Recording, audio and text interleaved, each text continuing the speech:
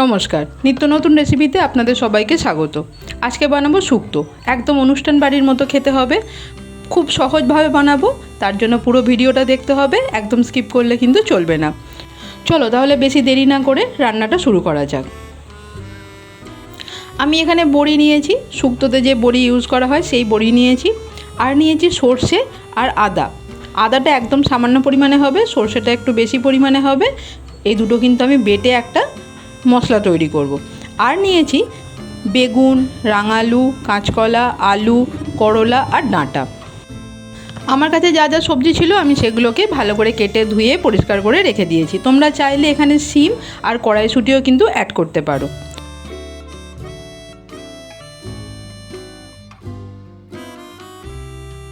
সমস্ত কিছুই ভালো করে ভেজে নিতে হবে, তাই প্রথমেই একটা কড়াইকে ভালো করে গরম করে তাতে কিছুটা পরিমাণ তেল নিয়ে বড়িগুলোকে প্রথমে ভেজে নিচ্ছি। ভালো করে বড়িগুলোকে ভেজে আলাদা করে তুলে রেখে দেবো। এবার আগে থেকে কেটে রাখা করলাগুলোকে ভেজে নিতে হবে। ওপর থেকে সামান্য নুন ছড়িয়ে দিয়ে ভালো করে ভেজে করলাটা তুলে রেখে দেবো।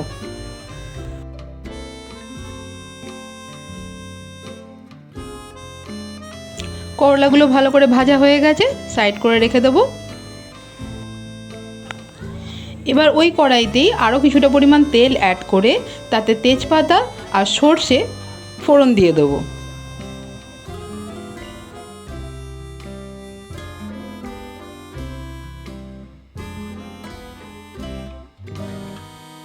এবার এর মধ্যে আগে থেকে কেটে রাখা আলু, ডাঁটা আর রাঙালু দিয়ে দিলাম। এবার এই আলু, ডাঁটা, রাঙালুকেও কিন্তু ভালো করে ভেজে নিতে হবে।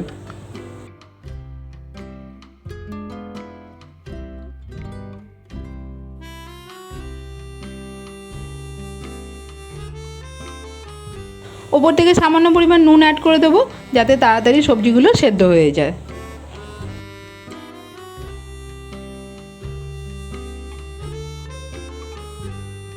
কিছুটা পরিমাণ ভাজা হয়ে গেলে আগে থেকে কেটে রাখা বেগুন আর কাঁচকলাগুলো অ্যাড করে দেবো।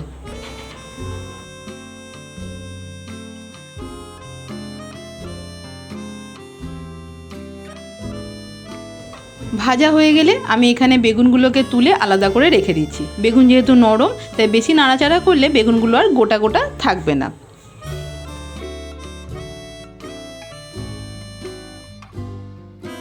ভাজা বেগুনগুলো সাইড করে রাখা হয়ে গেলে আগে থেকে ভেজে রাখা করলাগুলো এবার এর মধ্যে দিয়ে দেবো। এবার দেবো বেটে রাখা মশলাটা, আদা আর সর্ষে।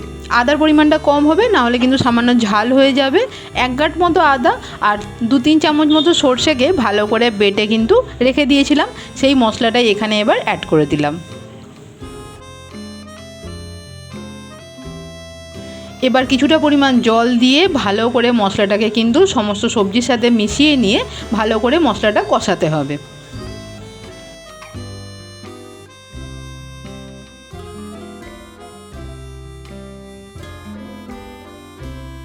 মশলাটা ভালো করে কষাতে কষাতে এর মধ্যে কিন্তু সামান্য পরিমাণ হলুদ অ্যাড করে দিয়েছি।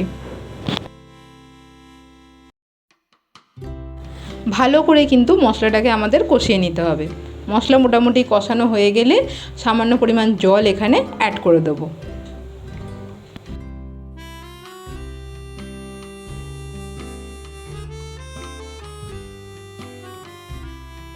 জল দিয়ে ভালো করে নাড়াচাড়া করে নিয়ে সমস্ত উপকরণ মিশিয়ে নেওয়ার পর আমি এখানে দুধ অ্যাড করেছি।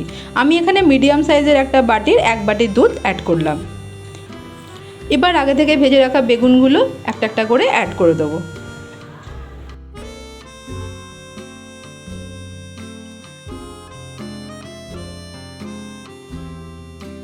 ভেজে রাখা বড়িগুলোকেও কিন্তু এখানে দিয়ে দিতে হবে।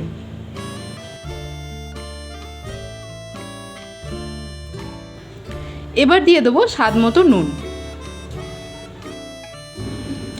ভালো করে এবার সমস্ত উপকরণ মিশিয়ে নিয়ে কিছুক্ষণ আমাদের ফুটতে দিতে হবে, যাতে সবজিগুলো ভালো করে সেদ্ধ হয়ে যায়।